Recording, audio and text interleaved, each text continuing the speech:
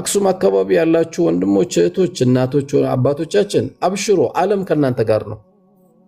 አገርን መጠበቅ ስላለብን በሰላማዊ ብቻና ብቻ ነው። ሰላማዊ እንቅስቃሴ ደግሞ የኢትዮጵያ ሙስሊም ታሪክ ሰርተዋል።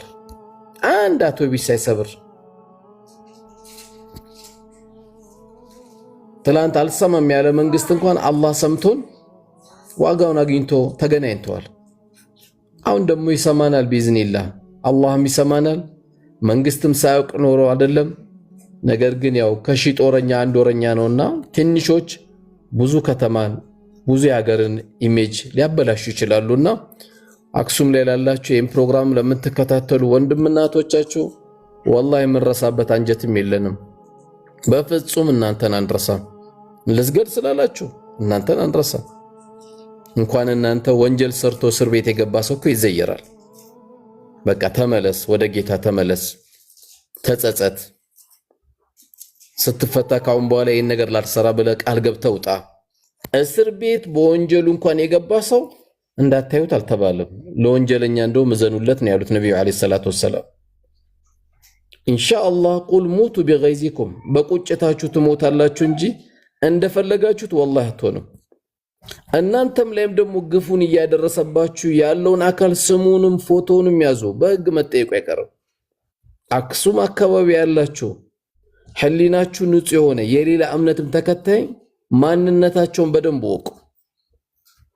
ለአገሩ የሚያስብ ሰው ወላሂ ሃይማኖት ይሾ ያነሳም በፍጹም። ሰላት ባይሰግድ አንድ ሙስሊም ወደ ጌታው ባይዞር እንኳን ሃይማኖቱ እንዲነካ አይፈልግም። አንድ ክርስቲያን የፈለገ ጠንካራውን በክርስትናው ሃይማኖቱ እንዲነካበት አይፈልግም።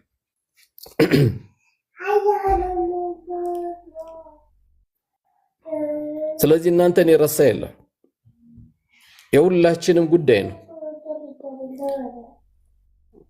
ምክንያቱም የዚህ አይነት ጉዳይ በተወሰነ ጊዜ ውስጥ እንጂ የሚነሳው አይነሳም። ልክ አንድ የሚገርመኝ የቁርአን ያለ አቡ ጀህል ነብዩን አለይሂ ሰላቱ ወሰለም ሰላት ይከለክላቸው ነበርና ምን የሚል የቁርአን ያወረደ አራአይተ الذي ينهى አየው እንዲያ የሚከለክለው አብደን ኢዛ ሰላ ባሪያይ በሚሰግድ ጊዜ ያለ ሹፍ በየዘመኑ አቡ ጀህሎች አሉ። በየዘመኑ አለ የሚለው ይሄው አየናቸው። ያንዳንዱ የመታችሁንም እናቴን የመታው አባቴን የመታው እያንዳንዱ መረጃችሁን ያዙ። ሲደመር አልহামዱሊላህ አላህን አመስግኑ። ዳንሰኛ ብትሆኑ፣ ዘፈን አፍቃሪ ብትሆኑ፣ ድራፍት ቤት አምሽታችሁ ብትገቡ ማንም አይነካችሁም ነበር። አላህን አመስግኑ። አክሱም ላይ ያላችሁ አላህን አመስግኑ።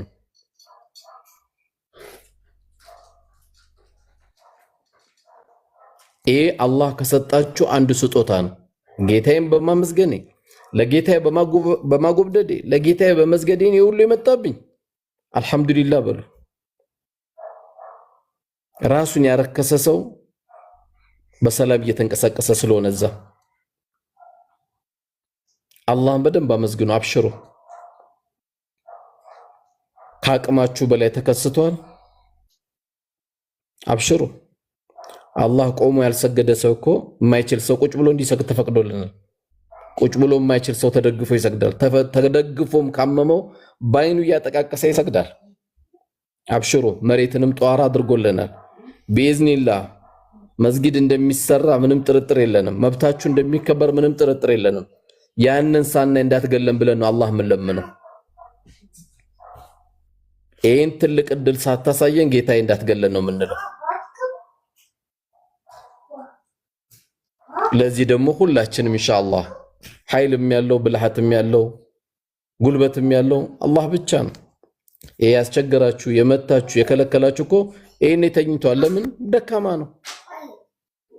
ወይኔ ሽንት ቤት ነው እኮ ደካማ ነው። ያ ደካማ የተባለው ነው እንግዲህ የዚህ አይነት ሙሲባ የሚሰራ ያለው።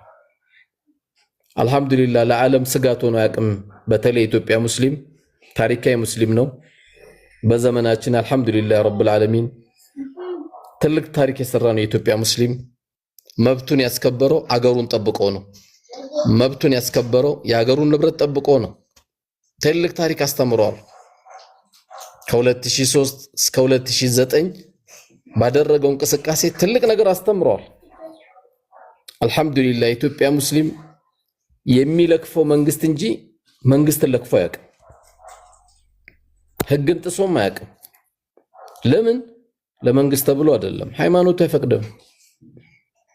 አሽረፈል ኸልቅ ከማን ጋር ኖሮ እንዳሳዩን ነግረውናል። ከማን ጋር ኖሮ እንዳሳዩ ያለንም ሞዴል እሳቸው ናቸው።